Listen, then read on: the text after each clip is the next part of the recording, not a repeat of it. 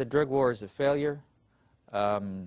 Certainly with marijuana, what we need are a regulatory approach like we have with alcohol and tobacco. Can the city of Houston do anything about that? Yes, and pass ordinances about it. We can.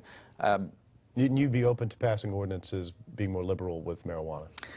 Well, there are laws in the books in Texas now that say that, for example, you could give somebody a citation for minor drug usage, or you could arrest them.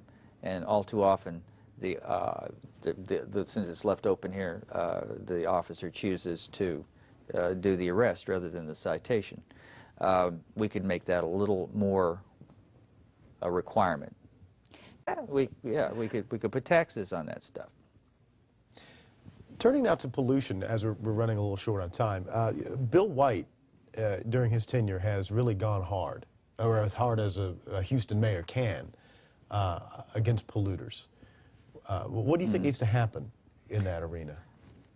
Once again, he was attacking a problem that was not totally under our jurisdiction, at least as the laws were laid out. We need to seek ways to control directly as much as we can. As an absurd example, we could perhaps demand that people only drive even-numbered license plates on Mondays, Wednesdays, and Fridays, and odd numbers on Tuesdays and Thursdays, and then alternate that every other week. That's an absurd example at this point, but that's something that would be in other parts of the world. Yes, but it's something we could do directly to control it. There might be more reasonable, practical things that I welcome the listeners and viewers to suggest to us. Absolutely. And again, after that, inform the public, talk about the problem, lobby the higher forms, state and national government to do something about it, especially Texas, and pass resolutions regarding it.